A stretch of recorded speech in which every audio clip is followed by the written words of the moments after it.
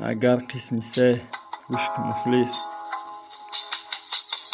اگر از این قسمش ملرزونه گوشوتا رپی اگری ما